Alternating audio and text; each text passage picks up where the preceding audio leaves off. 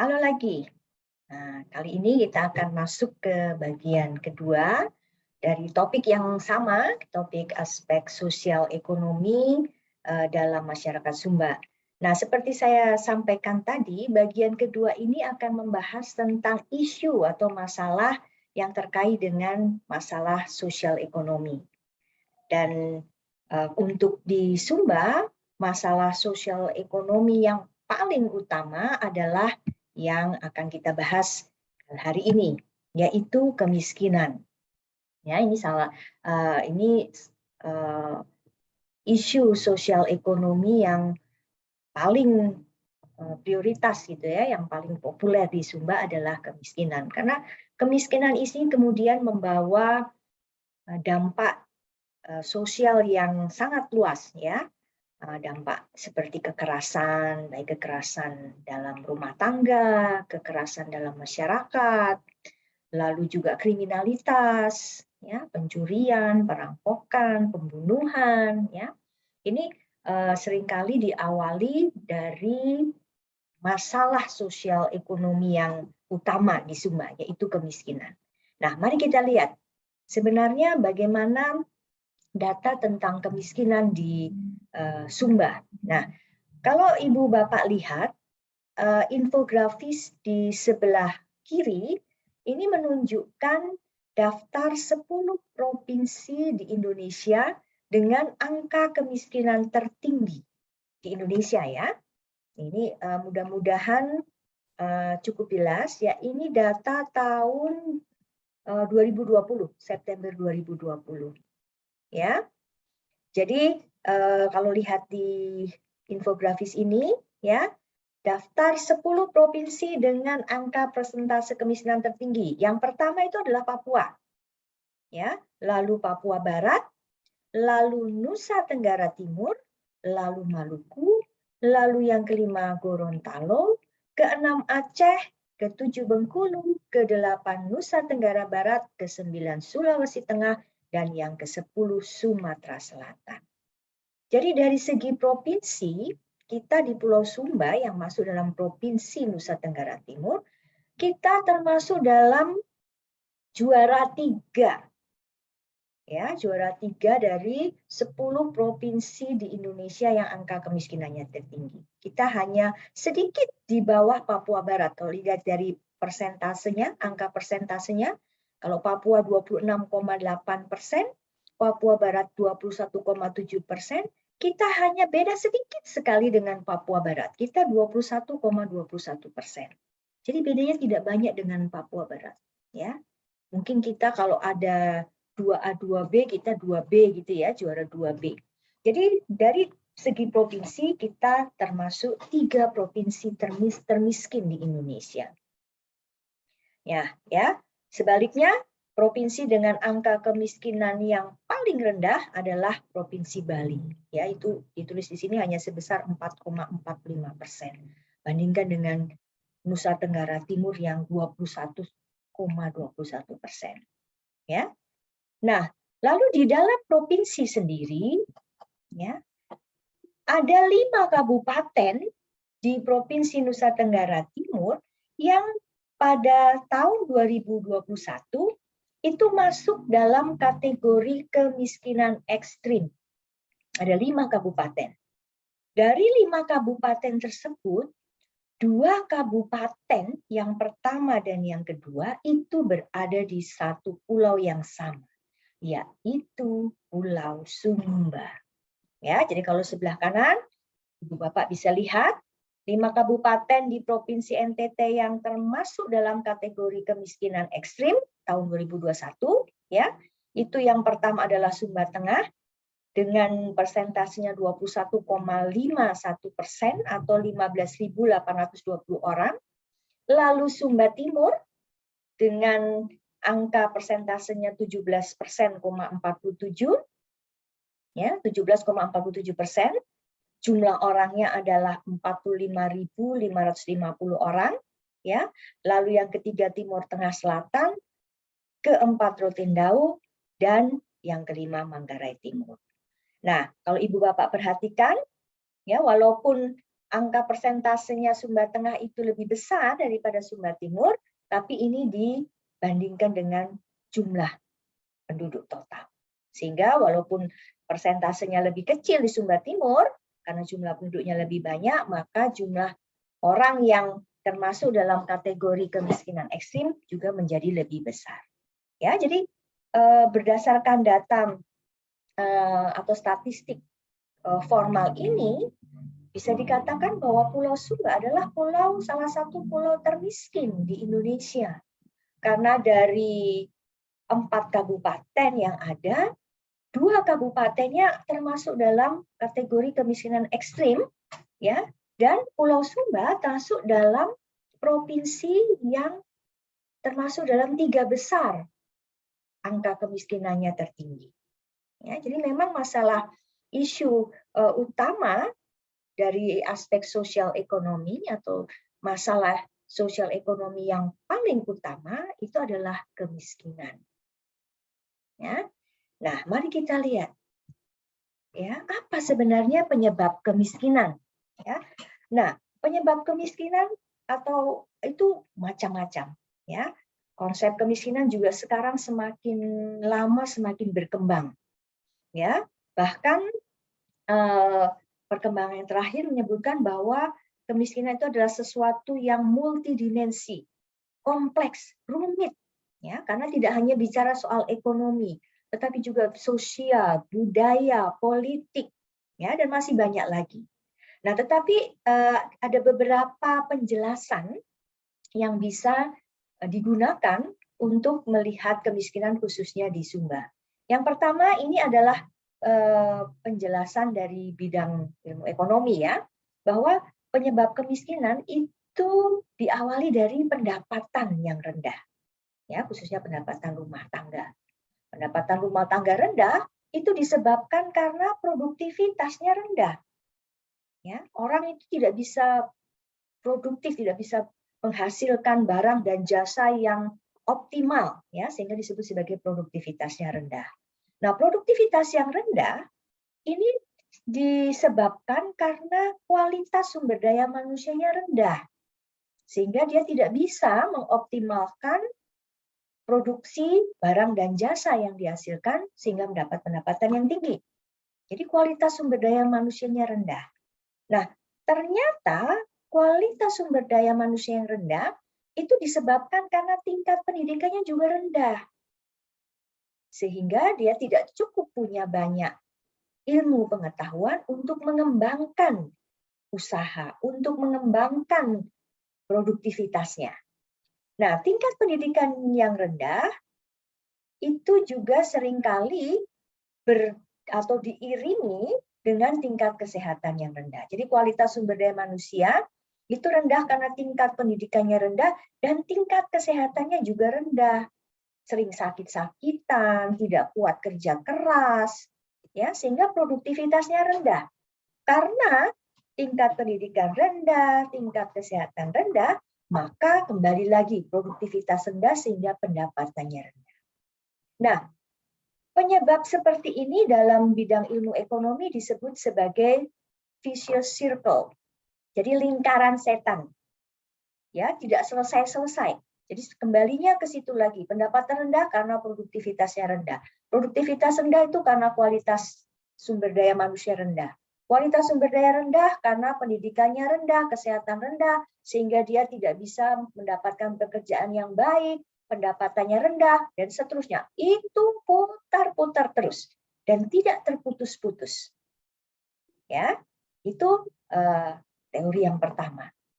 Ya, begitu terus, pendapatan rendah karena produktivitas rendah karena kualitas karena tingkat pendidikan rendah, karena tingkat kesehatan rendah, produktivitas rendah lagi, dan seterusnya dan terusnya. Ya, itu penjelasan secara teori yang pertama. Nah, penjelasan yang lain itu juga terkait dengan konsumsi yang dilakukan oleh rumah tangga. Ya, nah kalau BPS sendiri mendefinisikan kemiskinan sebagai ketidakmampuan ekonomi untuk memenuhi kebutuhan dasar makanan dan bukan makanan. Jadi orang yang miskin itu adalah yang dianggap tidak mampu memenuhi kebutuhan dasar makanan dan bukan makanan. Nah, infografis yang Ibu Bapak lihat di sini, itu juga sebenarnya menunjukkan bahwa ternyata ada komunitas-komunitas tertentu yang dianggap sebagai penyebab kemiskinan.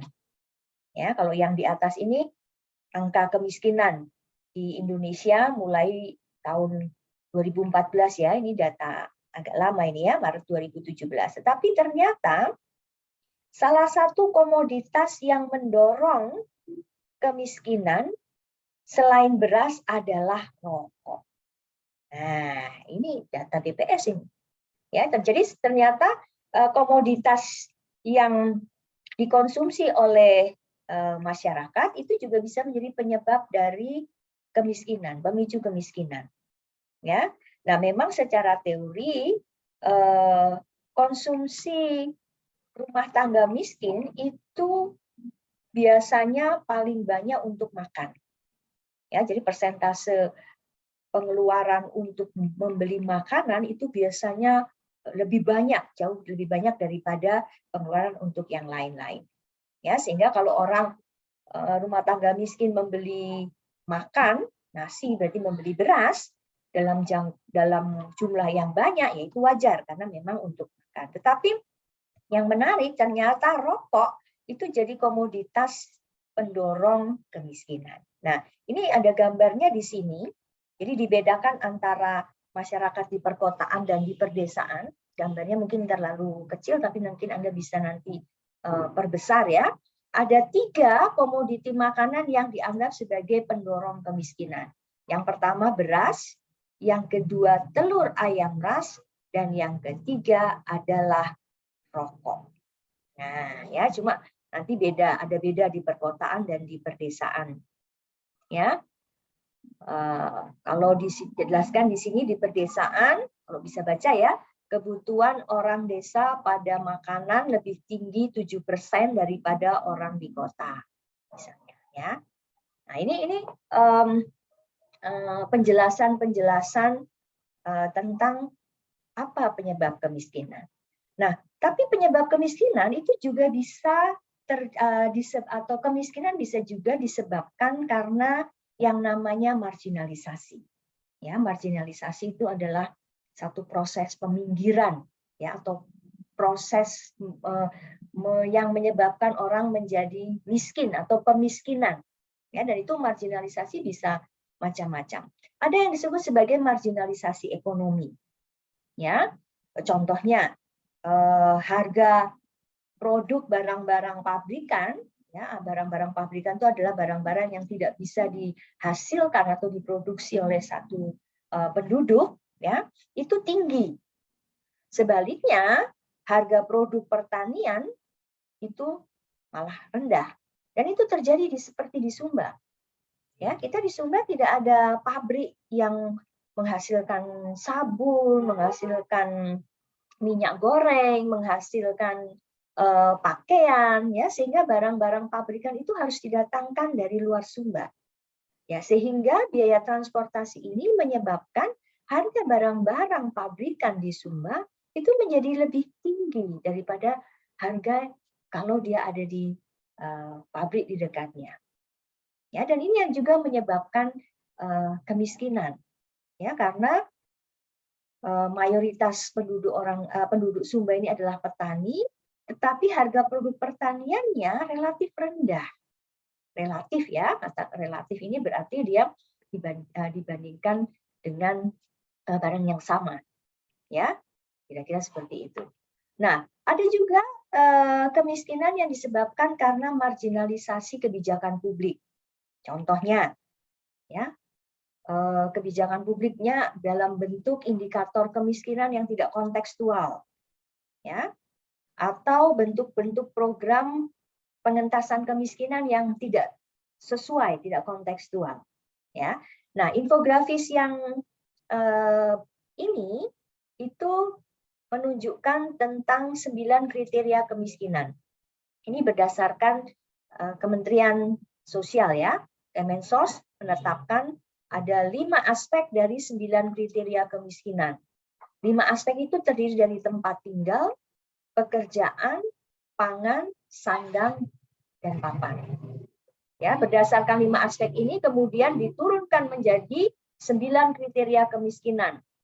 Ya, yaitu tempat berteduh atau tempat tinggal sehari-hari, status pekerjaan, kekhawatiran pemenuhan kebutuhan pangan, pengeluaran pangan lebih dari 70% total pengeluaran, pengeluaran untuk pakaian, sebagian besar lantai tempat tinggal terbuat dari tanah, sebagian besar dinding terbuat dari bambu, kawat atau kayu.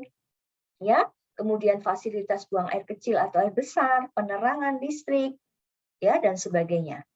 Nah, kalau Ibu Bapak perhatikan, kalau misalnya kriteria kemiskinan seperti ini diterapkan di Sumba, kira-kira apa yang terjadi? Ya, pasti angka kemiskinannya menjadi tinggi. Ya, contoh, ya, nomor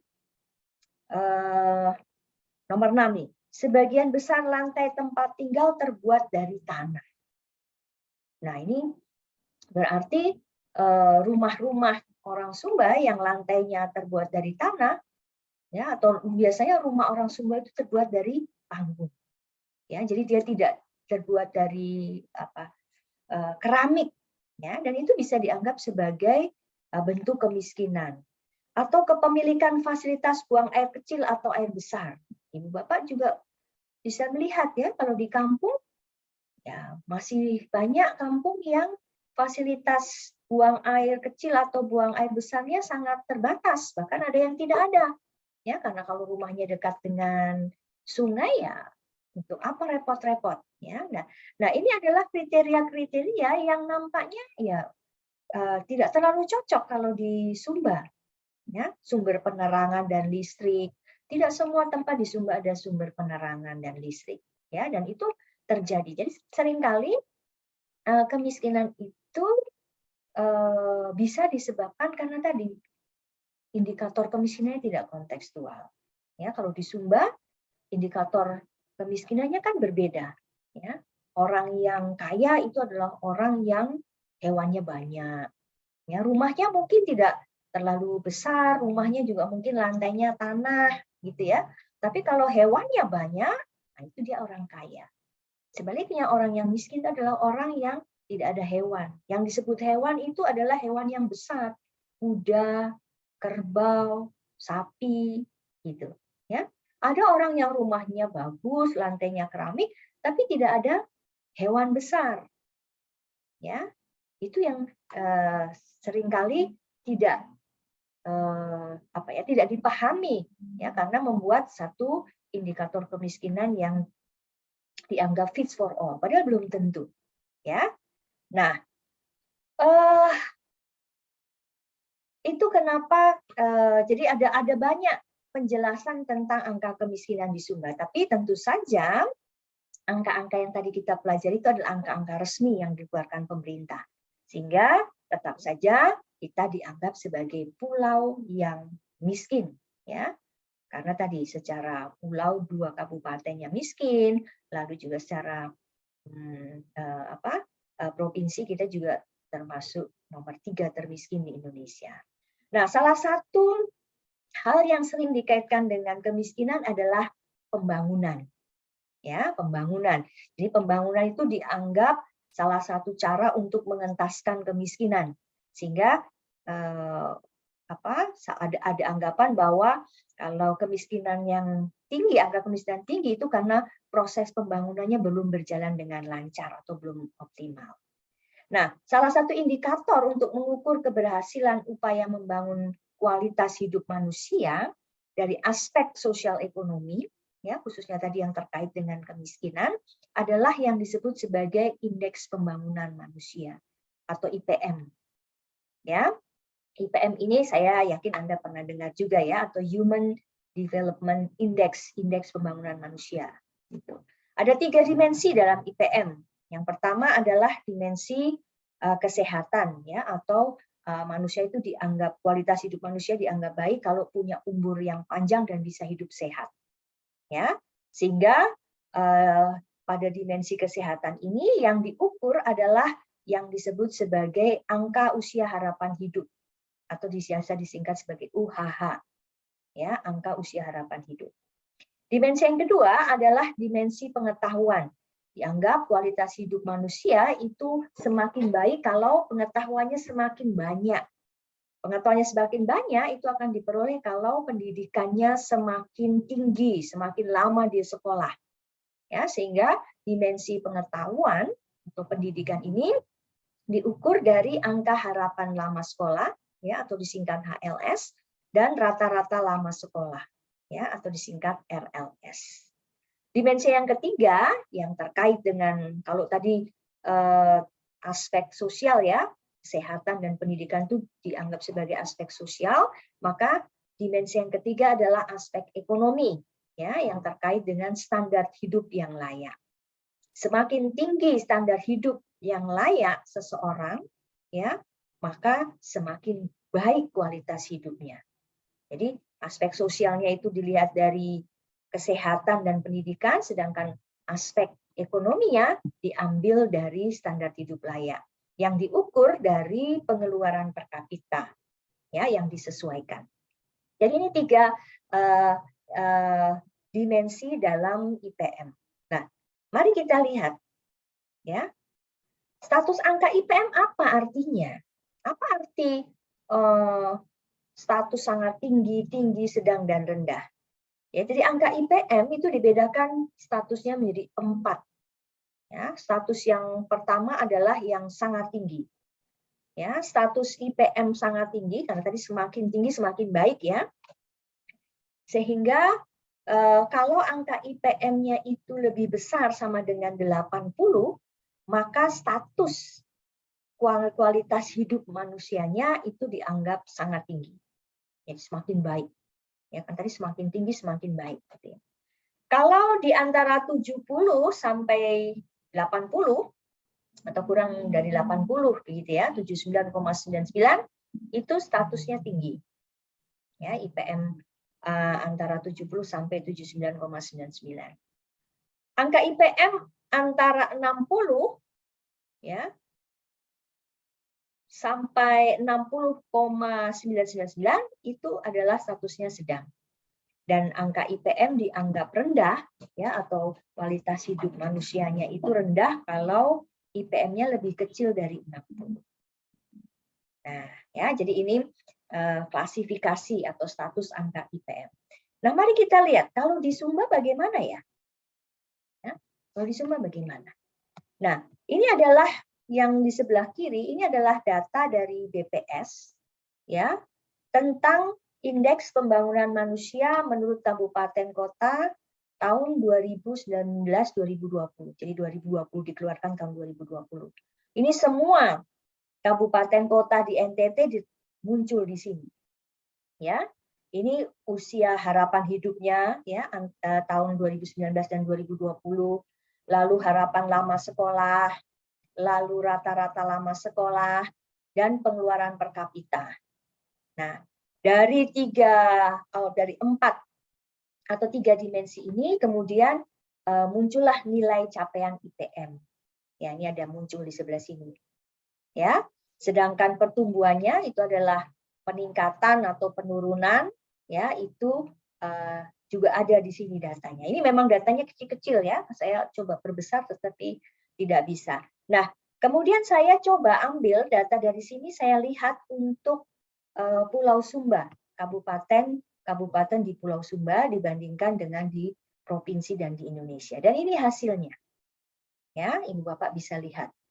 Sumba Tengah itu 61,53 IPM-nya. Sumba Barat Daya 62,28. Sumba Barat 63,53. Sumba Timur 65,52. Ya, ini IPM tahun 2020. Saya ambil dari sini. Nah, kalau untuk di provinsi, IPM NTT itu 65,19. Bandingkan dengan IPM Indonesia yang sudah mencapai 71,94. Ya, kalau kita kembali ke sini, ya, maka kita bisa lihat bahwa IPM negara kita itu sudah termasuk tinggi karena dia sudah lebih dari 70. Ya. Tetapi kalau berdasarkan kabupaten dan provinsi, ya, maka status IPM kita itu masih termasuk dalam status yang sedang. Karena hanya berkisar 62, 63, 64, 65, ya. Sehingga dengan kata lain, ya, IPM kita itu masih rendah kalau dibandingkan dengan di Indonesia dan di kabupaten yang lain. Ya. Nah, mari kita lihat. Nah, ini infografis lagi ya. Yang sebelah kiri ini menunjukkan profil kemiskinan di Indonesia pada Maret 2021. Ya, ini data resmi dari statistik. Nah, ini gambarnya tidak terlalu jelas ya, nanti tapi bisa diperbesar.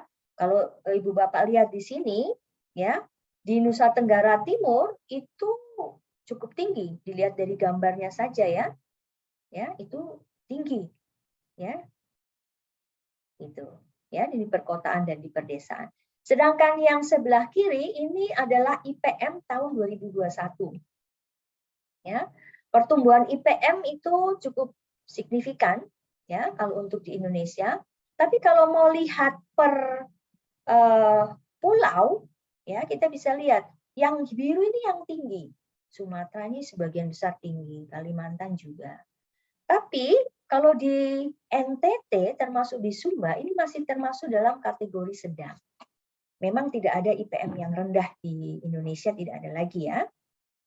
Ya, tetapi yang sangat tinggi ada juga yang sangat tinggi. Tapi rata-rata kita masih termasuk IPM yang sedang saja, dan dibandingkan dengan wilayah lain di Indonesia, IPM kita rendah. Nah, salah satu dimensi yang membuat IPM kita rendah adalah dimensi pendidikan tadi ya. Lalu pertanyaannya kenapa dimensi pendidikan di NTT dan bahkan di Sumba itu rendah? Nah, ini saya menemukan satu infografis yang menunjukkan apa sebenarnya masalah atau penyebab dimensi pendidikan di Indonesia, khususnya di NTT, itu rendah. Ya, ini infografis yang dibuat berdasarkan riset dari Bank Dunia pada tahun 2016 sampai 2017 di NTT dan Kalimantan Barat. Ya, di NTT berarti termasuk kita. Ya, dan ternyata riset Bank Dunia ini menunjukkan ada 4 persoalan pendidikan yang menyebabkan usia atau harapan lama sekolah dan rata-rata lama sekolah itu menjadi rendah. Yang pertama adalah keterbatasan infrastruktur. Ya, jadi dari 2 provinsi itu Nusa Tenggara Timur dan Kalimantan Barat ditemukan bahwa sebesar 71% infrastruktur di sekolah itu tidak ada atau tidak terhubung dengan listrik, tidak punya listrik. Ya. Lalu 83% tidak punya akses internet. Ya. Dan hampir 50%, hampir setengahnya ya, 46% ya, itu cukup besar ya, tidak punya perpustakaan. Ya. Lalu jarak lokasi rata-rata sekolah ya itu 149 km atau sekitar 5 jam dari ibu kota kabupaten. Bayangkan. Ya, ini sama mungkin kalau di Sumba Timur, di Waingapu dengan di Tawi gitu ya. Itu kan lebih dari 5 jam itu kalau mau ke sana. Ya, itu persoalan yang pertama, keterbatasan infrastruktur. Persoalan yang kedua yang terkait dengan dimensi pendidikan menjadi rendah adalah kualitas guru. Nah, ini juga ada datanya nih. Ya. Guru, kualitas guru kebanyakan di 2 kabupaten tadi, NTT dan Kalbar, itu 34% guru lulusan SMA dan 18% kepala sekolahnya juga lulusan SMA. Ya, sehingga ada ini mempengaruhi kualitas pengajarannya, karena kalau lulusan SMA kan tidak diajar untuk strategi mengajar, mengajar anak dan seterusnya. Jadi dia hanya ya yang penting bisa mengajar begitu. Tetapi sebenarnya ada ilmu pendidikan. Lalu dari data ini juga menunjukkan 25% ruang kelas itu tanpa guru. Jadi kelasnya ada, muridnya ada, tapi gurunya nggak ada. Ya, dan ada ditemukan juga 17% guru tidak hadir pada hari tertentu. Ya, gurunya tinggal di Waingapu, sekolahnya ada di Tawi atau di mana ya, Waijelu sana jauh ya, sehingga seringkali tidak ada di tempat begitu.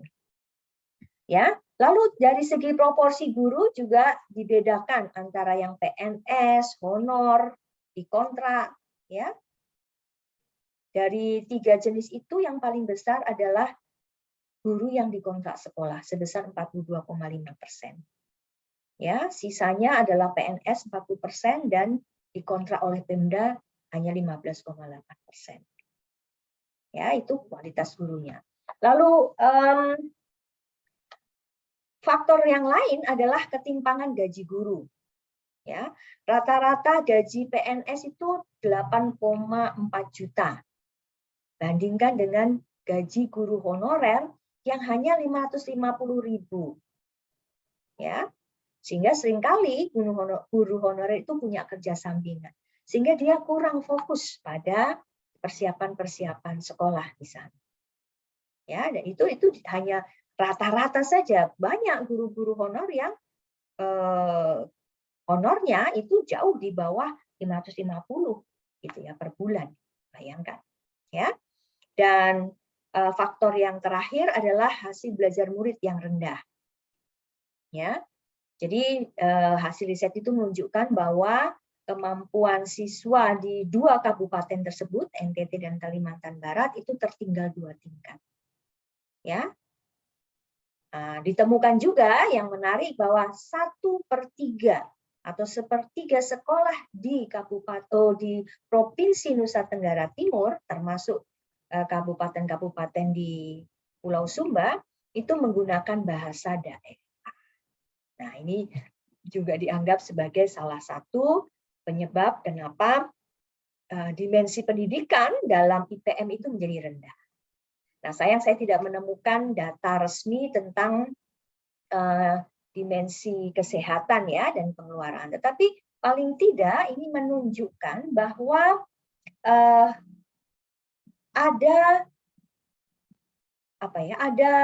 ada isu-isu yang menarik ya. Ya, saya sebut saja menarik, tetapi menjadi isu yang prioritas dari aspek sosial ekonomi di Sumba. Ya, khususnya masalah sosial ekonomi yang paling krusial, yang paling prioritas tentu adalah kemiskinan. Oke, dari saya itu saja. Ya, tentu saja saya sangat berharap ada banyak pertanyaan dan Anda bisa bertanya melalui WA group ya di kelas masing-masing. Kalau koordinator dosennya bisa menjawab syukur, tetapi kalau tidak maka saya akan menjawabnya. Tentu butuh waktu ya karena setiap kelas itu punya koordinator WA group masing-masing. Ya, tapi saya sungguh berharap apa yang saya sampaikan hari ini itu menjadi pengetahuan baru bagi Anda sehingga Anda belajar bagaimana aspek sosial ekonomi di Sumba itu ya, aspek sosial ekonomi yang lokal ya, punya karakteristik yang unik ya, yaitu karakteristik sosialnya adalah interdependensi, kesalingtergantungan ya, dan karakteristik ekonominya adalah diversifikasi. Dan kedua karakteristik itu muncul karena kita tinggal di lingkungan alam yang disebut sebagai beriklim sabana tropis, ya, di mana tadi ada karakteristik-karakteristik yang membuat kehidupan orang Sumba itu menjadi sangat dinamis, ya, karena musim hujannya lebih pendek dari musim hujan, sehingga pertaniannya juga terbatas, ya. Lalu padang-padangnya luas, ya, tetapi fertilitas tanahnya rendah. Nah, itu adalah dinamika masyarakat yang tinggal di daerah yang beriklim sadana. Oke, itu saja yang bisa saya sampaikan. Saya tunggu pertanyaan-pertanyaannya. Nah, untuk topik kali ini saya tidak membuat kuis ya, karena kemarin tuh sempat ada masalah dengan kuis, tetapi saya akan memberikan tugas, ya, memberikan tugas. Nah, minggu depan topiknya masih sama tentang aspek sosial ekonomi yang akan disampaikan oleh Ibu Yun dari program studi ekonomi pembangunan. Hanya nanti Ibu Yun melihat dari aspek yang lebih real ya, perekonomian real. Oke, itu saja. Semoga bermanfaat. Tetap jaga kesehatan, tetap semangat, tetap senang menjadi mahasiswa. Terima kasih.